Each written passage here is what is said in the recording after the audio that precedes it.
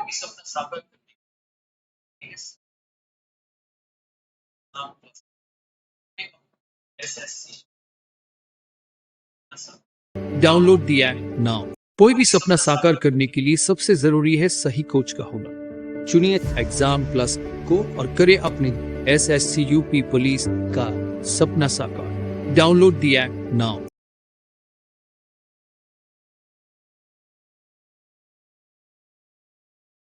जय हिंद बच्चों, स्वागत है आप सभी का एक बार फिर से आपके अपने YouTube चैनल एग्जाम प्लस पे। तो जैसा कि आप सभी लोग जानते हैं, हम लोग हिस्ट्री के सेशन को लेकर चल रहे हैं।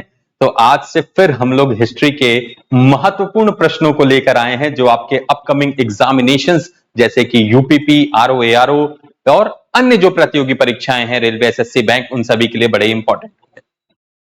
अब इस सेशन के लिए स्पेशल बात क्या है? इस सेशन की स्पेशल बात यह है कि हम लोग यहां पे एमसीक्यू केवल टेस्ट की तरह नहीं करेंगे, बल्कि हम लोग यहां पे एमसीक्यू विद एक्सप्लेनेशन करेंगे, यानी हर एक क्वेश्चन का एक्सप्लेनेशन भी हम लोग किया जाएगा।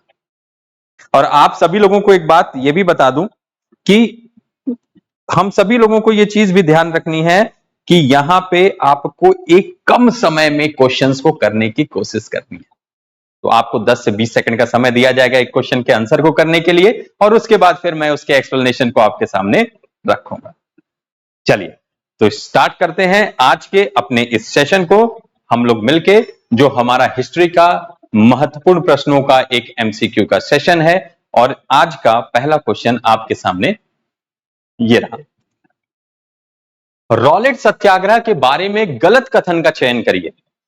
Select the incorrect statement about Rowlatt Satyagraha. Option A, इसे गांधी जी ने रॉलेट एक्ट के खिलाफ बुलाया था। It was called on by Gandhi ji against Rowlatt Act. Option number B, Rowlatt Satyagraha British सरकार के खिलाफ पहला अखिल भारतीय संघर्ष निकला। The Rowlatt Satyagraha turn out to be the first all India struggle against the British government.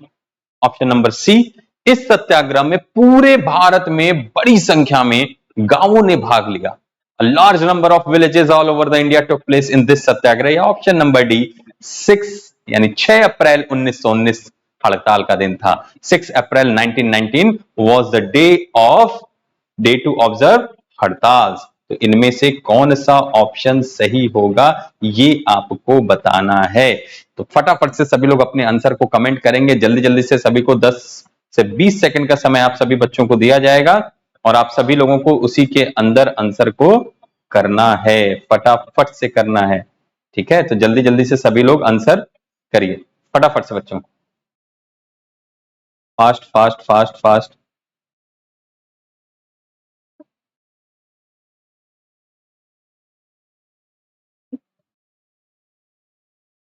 जल्दी से आंसर बताइए। पहले क्वेश्चन का आंसर क्या होगा? ये रॉलेट बहुत one of the most important questions हैं ये सारे आपके सामने, तो आपको उसी हिसाब से इनको ढंग से देख के चलना है।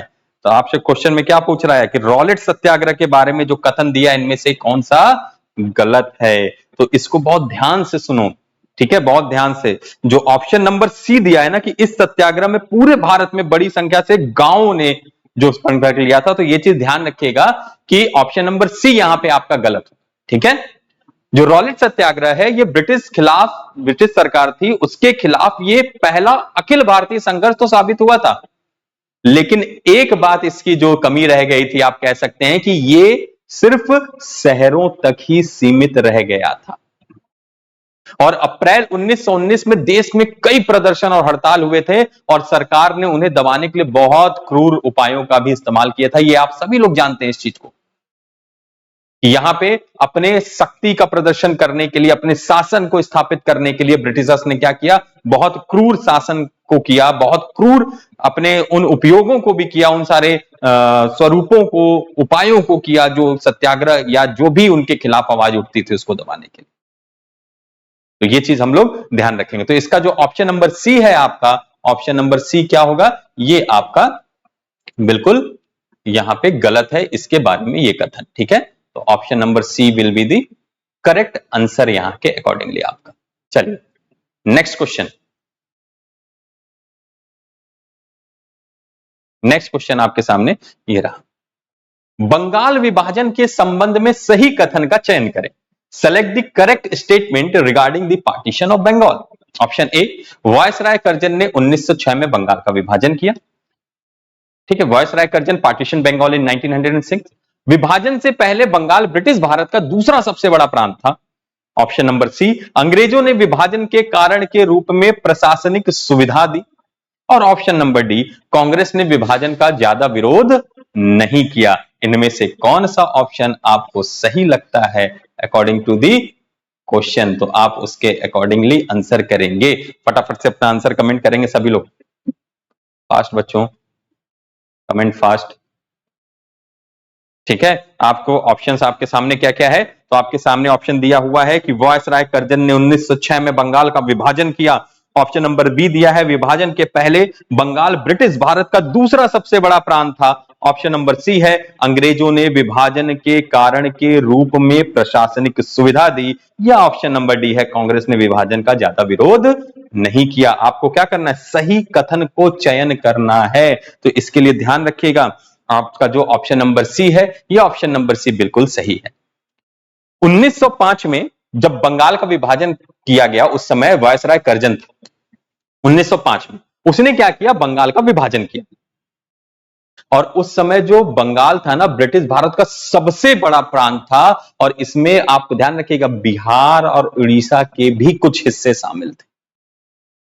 इतना बड़ा प्रांत है ये कि बंगाल तो था ही, इसके साथ बिहार और उड़ीसा के भी कुछ हिस्से इसमें क्या थे? वो शामिल थे।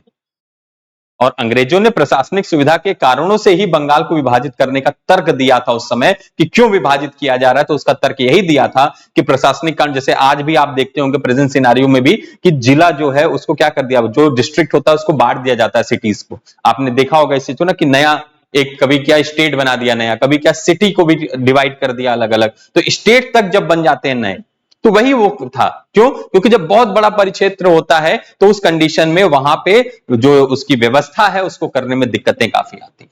तो इसीलिए उन्होंने क्या किया? एक तर्क दिया ये कि प्रशासनिक सुविधा के कारण इस बंगाल को विभाजित किया जाता।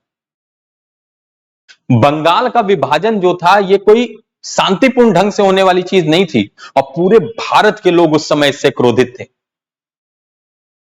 कांग्रेस का भी सभी वर्ग, चाहे वो उदारवादी रहा हो, कट्टरपंथी रहा हो, जैसा कि उन्हें यह कहा जा सकता है, उन्होंने इसका विरोध किया था।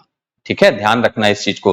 तो क्या इस समय बहुत आक्रोशित से लोग इसके आपके बंगाल के विभाजन से काफी ज्यादा आक्रोशित थे लोग नहीं चाहते थे कि इसका विभाजन हो। लेकिन अब अंग्रेजों ने क्या तर्क दिया कि हमें यहां पे जो अपना प्रशासनिक चीजें हैं वो करने में आसानी हो जाएगी अगर हम इसको विभाजित करके थोड़ा सा छोटा कर देंगे तो। ठीक है, और ये सबसे बड़ा राज्य था, दूसरा नहीं, सबसे बड़ा प्रांत था उस समय का।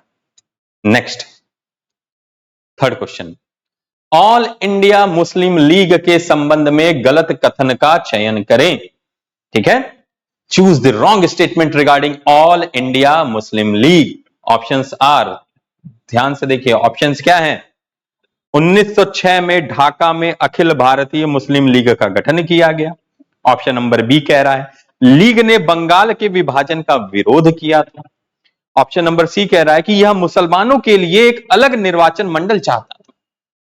और ऑप्शन नंबर डी कह रहा है कि मुस्लिम जमींदारों और नवाबों के एक समूह ने अखिल भारतीय मुस्लिम लीग का गठन किया था। इनमें से कौन सा ऑप्शन आपको कह रहा है कि गलत है, ये आपको चुनना है। ठीक है, चलो फटाफट से आंसर करेंगे बेटा सभी लोग। इनमें से कौन सा ऑप्शन गलत है ये आपको बताना है। चलो जल्दी जल्दी कमेंट फास्ट। चलिए आइए इसका आंसर देखते हैं। आंसर इसका क्या होगा?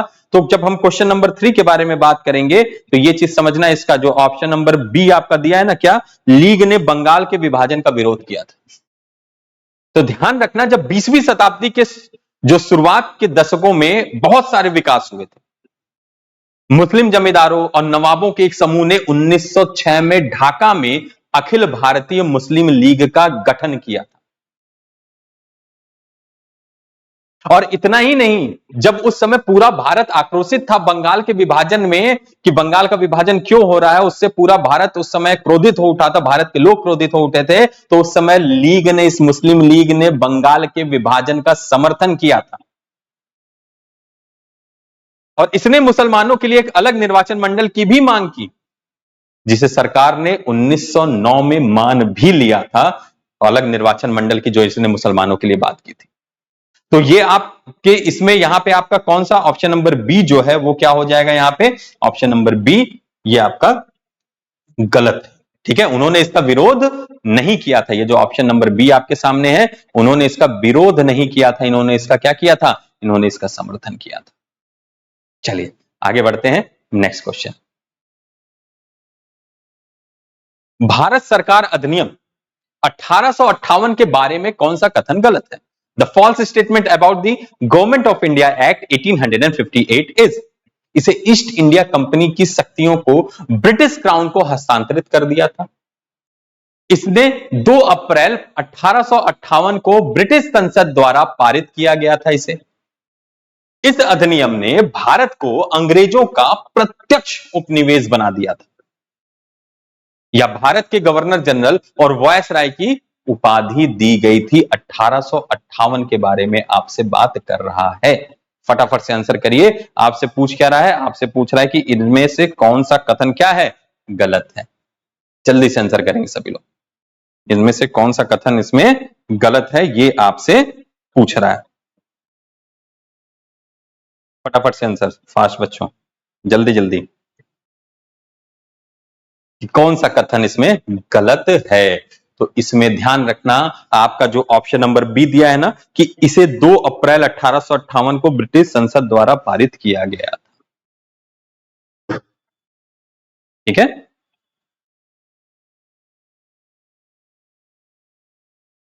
ब्रिटिश संसद ने 2 अगस्त 1858 में एक नया अधिनियम पारित किया और भारतीय मामलों के अधिक जिम्मेदार प्रबंधन को सुनिश्चित करने के लिए ईस्ट इंडिया कंपनी की शक्तियों को ब्रिटिश के क्राउन में, ब्रिटिश ताज में क्या कर दिया, हस्तांतरित कर दिया था।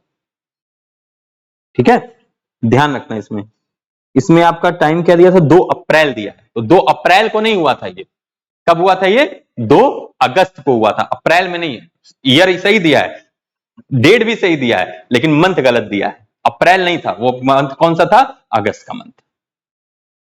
ठीक है, तो ब्रिटिश संसद ने क्या किया, 2 अगस्त 1858 को एक नया अधिनियम पारित किया और भारतीय जो भी मामले थे उसमें अधिक जिम्मेदार प्रबंधन को उन्होंने क्या कहा, कि the transfer of power of the East India Company to the British crown in order to ensure more responsible management of Indian affairs. And a member of the British cabinet was appointed Secretary of State for India and made responsible for all matters related to the governance in India. क्या किया गया, एक British मंत्रिमंडल के एक सदस्य को भारत के लिए राज्य सचिव नियुक्त किया गया और भारत के शासन से संबंधित सभी मामलों के लिए उसको जिम्मेदार बनाया गया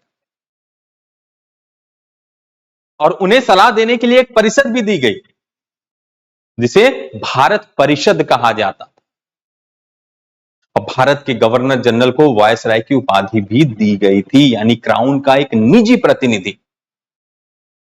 और इन्हीं सब उपायों के माध्यम से ब्रिटिश सरकार ने क्या किया, भारत पर शासन करने की प्रत्यक्ष जिम्मेदारी स्वीकार कर ली। इसके पहले ये किस बहाने से आए थे, इसके पहले ये इस बहाने से आए थे कि हमको क्या करना है, हमको यहां पे ट्रेड करना है। फिर धीरे धीरे इनके मन का लालच बढ़ता गया और इन्होंने क्या किया, इन्होंने अब ब्रिटिश का यहां पे प्रत्यक्ष रूप से क्या हो गया, इंटरफेरेंस यहां पे। ठीक है, तो ऑप्शन नंबर बी यहां पे क्या है, ये आपका गलत कथन हो जाएगा यहां पे अकॉर्डिंग टू द क्वेश्चन।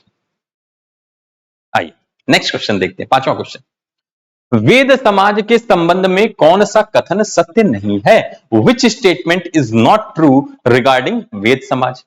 1864 में कलकत्ता में स्थापित किया गया। ऑप्शन नंबर बी, वेद समाज ब्रह्म समाज से प्रेरित था। ऑप्शन नंबर सी, जाति भेद को खत्म करने के लिए काम किया। या ऑप्शन नंबर डी, इसके सदस्य एक ईश्वर में विश्वास करते थे। And your time starts now. जल्दी से अपना अपना आंसर कमेंट करिए। क्वेश्चन आपसे क्या पूछ रहा है? तो क्वेश्चन आपसे पूछ रहा है, पांचवा क्वेश्चन है, वेद समाज के संबंध में कौन सा कथन सत्य नहीं है? ठीक है, कौन सा कथन सत्य नहीं है? 1864 में इसे क्या किया गया? कलकत्ता में स्थापित किया गया। ठीक है, और वेद समाज ब्रह्म समाज से प्रेरित था, जाति भेद को खत्म करने के लिए था, या इसके सदस्य एक ईश्वर में विश्वास करते थे? इनमें से कौन सा कथन सत्य नहीं है? तो ध्यान रखना, इसका जो ऑप्शन नंबर ए है कि 1864 में कलकत्ता में स्थापित किया गया, ये गलत है। 1864 सही है, लेकिन कलकत्ता में नहीं। कहां किया गया था इसको? मद्रास। ठीक है, चेन्नई, जो चेन्नई नाम से आप जानते हो, तो मद्रास में इसको स्थापित किया गया था। और वेद समाज ब्रह्म समाज से ही प्रेरित। ये किससे प्रेरित था? यह आपका ब्रह्म समाज से ही प्रेरित था। और इनका जो सबसे सिग्निफिकेंट रोल था ना, वो यही था कि इन्होंने जाति के भेद को खत्म करने के लिए काम किया था, इन्होंने विधवा पुनर्विवाह के लिए काम किया था, और इन्होंने महिला शिक्षा को बढ़ावा देने के लिए काम किया था। उस समय की जो ये सामाजिक कुरीतियां थी, उसके खिलाफ इन्होंने काम किया, उसको हटाने का इन्होंने काम किया। सबसे बड़ी कुरीति क्या थी उस समय? ध्यान रखना, जातिगत भेदभाव, उसके खिलाफ काम किया। विधवा पुनर्विवाह, आपको पता होगा कि पहले के समय में, बहुत पहले पहले क्या होता था, सती प्रथा हो जाती थी, फिर वो रोका तो विधवा दूसरे से विवाह नहीं कर सकती थी, ऐसा होता था। तो वो सब क्या किया गया? इनके खिलाफ इन्होंने, इन सारे कुरीतियों के खिलाफ काम किया। और इतना ही नहीं, महिला शिक्षा को बढ़ावा देने का भी इन्होंने काम किया। हाँ, इसके सदस्य जो थे वो एक ईश्वर में ही विश्वास करते थे, और इनके अनुसार इन्होंने जो रूढ़िवादी हिंदू धर्म है, उसके अंधविश्वास और उनके कर्म कांडों की इन्होंने क्या की थी? निंदा की थी। किसने की थी? वेद समाज ने। ठीक है, किसने किया था? तो वेद समाज ने ये किया था काम। ठीक है, तो ध्यान रखिए, कलकत्ता में नहीं, कहां हुआ था इसका स्थापना? तो इसकी स्थापना जो थी वो उस समय मद्रास, ठीक है, उस समय कहां? मद्रास, जिसको अभी आप किस नाम से जानते हैं? चेन्नई। ठीक है, चेन्नई के नाम से आप अभी इसको जानते हैं। चलिए नेक्स्ट क्वेश्चन। प्रारंभिक राष्ट्रवादियों ने सूरत अधिवेशन में कांग्रेस की अध्यक्षता के लिए किसका समर्थन किया था?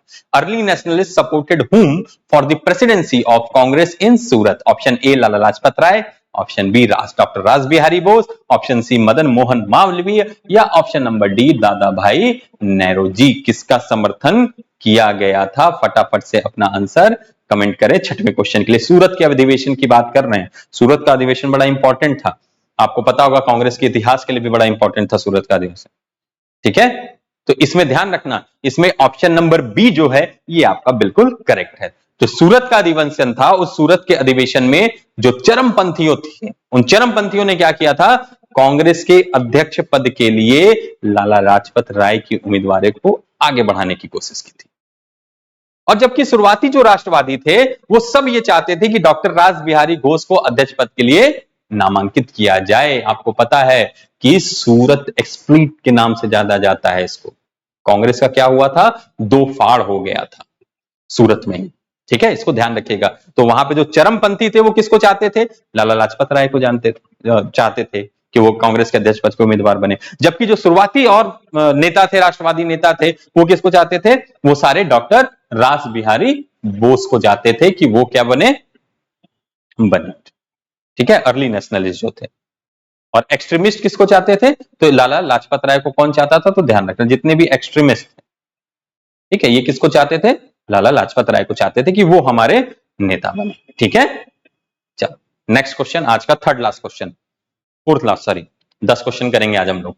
व्यक्तिगत सत्याग्रह के बारे में कौन सा कथन गलत है? The incorrect statement regarding the individual Satyagraha is? Congress कार्य समिति ने अक्टूबर 1940 में व्यक्तिगत सत्याग्रह का आह्वान किया। पहला सत्याग्रही आचार्य विनोबा भावे थे। हजारों सत्याग्रहियों को गिरफ्तार किया गया था, या सत्याग्रहियों को बाद में जून 1941 में रिहा कर दिया गया था। इनमें से कौन सा ऑप्शन करेक्ट है? एंड आपका समय शुरू होता है। ठीक है, इसमें क्या पूछा है? ऑप्शन नंबर क्वेश्चन नंबर 7 में कि व्यक्तिगत सत्याग्रह के बारे के संबंध में कौन सा कथन इसमें क्या है? गलत है। ठीक है,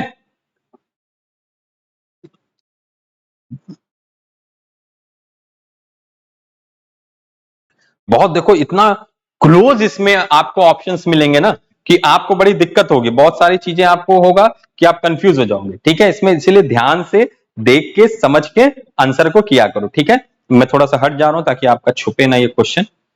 अब मुझे लग रहा है हाँ, अब क्वेश्चन आपको पूरा विजिबल है। ठीक है, चलो बच्चों आंसर करो बेटा। ध्यान से देखो, इसमें ऑप्शन नंबर डी जो है वो गलत है। आपको क्या दिया है ऑप्शन नंबर डी में? ऑप्शन नंबर डी में दिया है कि जून 1941 में। तो जून 1941 में नहीं, दिसंबर 1941 में उनको रिहा किया गया था। ये थोड़ा सा इसके बारे में आपको बता दूं। अक्टूबर 1940 में कांग्रेस कार्य समिति ने व्यक्तिगत सत्याग्रह का आह्वान किया। जो गांधी जी की योजना थी उसके अनुसार चुने हुए व्यक्ति युद्ध विरोधी भाषण देंगे, जिससे कानून का उल्लंघन होगा और स्वयं को गिरफ्तार करने के लिए पेश करेंगे। ठीक है, कानून का क्या होगा? उल्लंघन होगा। जो भी चुने हुए, उस समय गांधी जी ने योजना बनाई कि जो भी चुने हुए लोग होंगे वो सब क्या करेंगे? युद्ध के विरोध में भाषण देंगे, तो कानून का उल्लंघन हो जाएगा। जब उल्लंघन होगा तो खुद की गिरफ्तारी के लिए वो अपने आप को पेश करेंगे। पहले जो आपके सत्याग्रही थे वो विनोबा भावे ही थे।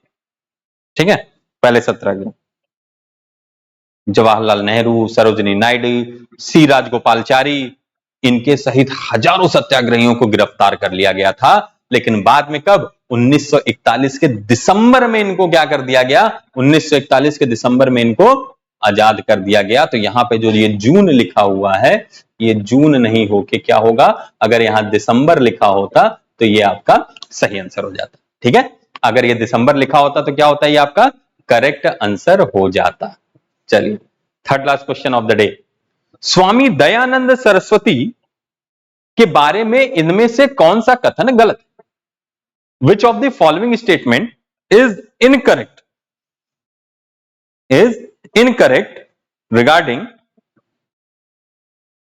स्वामी दयानंद सरस्वती? ठीक है, स्वामी दयानंद सरस्वती जी के अकॉर्डिंगली पूछ रहा है कि कौन सा कथन यहां पे आपका गलत है। उन्होंने आर्य समाज की स्थापना की, वह मूर्ति पूजा और पौरोहित्य के विरोधी थे, वे वेदों के अचूकता में विश्वास करते थे, वह पश्चिमी विज्ञान के अध्ययन के खिलाफ थे। तो इनमें से कौन सा ऑप्शन गलत है? किसके बारे में? दयानंद सरस्वती जी के बारे में कौन सा ऑप्शन इसमें से गलत है, ये आपको बताना है। ठीक है, फटाफट से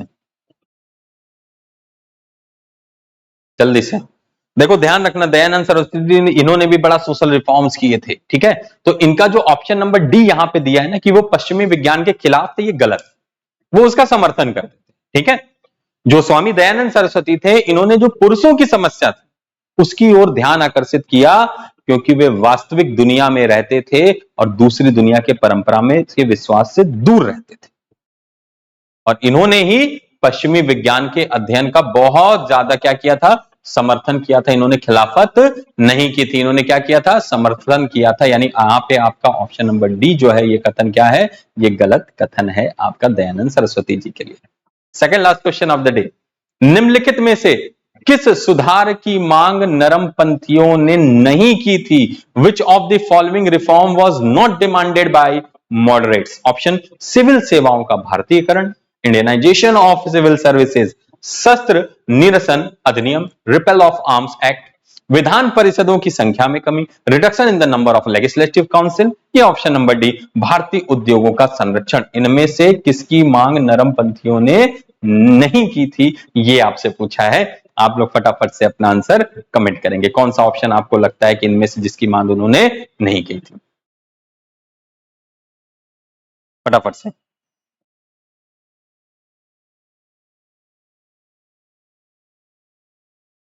जल्दी से answer, fast fast fast everyone, answer जल्दी जल्दी करेंगे। कुछ लाइन ब्लिंक कर रहा है क्या बीच में? नहीं, अब ठीक है।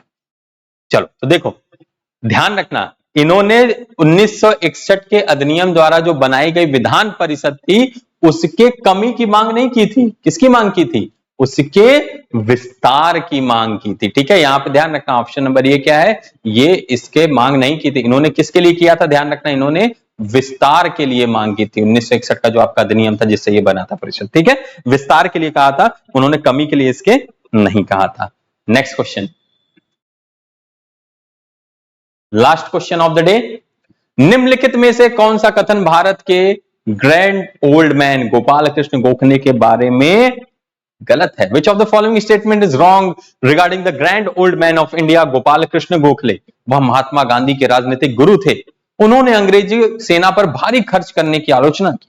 उन्होंने 1905 में स्थापित सर्वेंट ऑफ इंडिया सोसाइटी की स्थापना की। 1900 में गोखलेंस इंपीरियल लेजिस्लेटिव काउंसिल के, sorry imperial, Gokhale imperial legislative, एक साथ हो गया, उसको अलग कर लेना, गोखले इंपीरियल लेजिस्लेटिव काउंसिल के सदस्य बने थे। ठीक है, कौन सा गलत है ये आपसे पूछ रहा है, सही नहीं पूछ रहा है, क्या पूछ रहा है, कौन सा इसमें से गलत है ये आपसे पूछ रहा है। ठीक है, फटाफट से ऑप्शन क्या क्या है, तो ऑप्शन है आपके साथ, वह महात्मा गांधी के राजनीतिक गुरु थे, सही है कि गलत, ये आपको जानना है। उन्होंने अंग्रेजी सेना पर भारी खर्च करने की आलोचना की थी, ये भी आपको बताना है, सही है कि गलत। उन्होंने 1905 में स्थापित सर्वेंट ऑफ इंडिया की स्थापना की थी। और लास्ट है 1900 में Gopal Krishna Gokhale imperial legislative council के सदस्य बने थे। तो ध्यान रखिएगा यहाँ पे बाकी सारे के सारे इनके जो बारे में जो बात कही गई वो बिल्कुल सही है, बस एक चीज में थोड़ी सी गड़बड़ी कर दी गई है कि ये 1900 में नहीं, कब, 1902 में बने थे। ठीक है, 1900 में नहीं बने थे, कब बने थे ये, 1902 में बने थे, इस बात को आपको ध्यान में रखना है। ठीक है, तो ये था आज का आपका हिस्ट्री का एमसीक्यू का सेशन विद एक्सप्लेनेशन, जिसमें हम लोगों ने हिस्ट्री के क्वेश्चंस को देखा और उसके एक्सप्लेनेशन को भी समझा। लेकिन अब बढ़ते हैं हम लोग आज के समापन की ओर और मिलते हैं आप सभी लोगों से अगले सेशन में। तब तक आप सभी लोग स्वस्थ रहें, सभी लोग मस्त रहें और आप सभी को जय हिंद।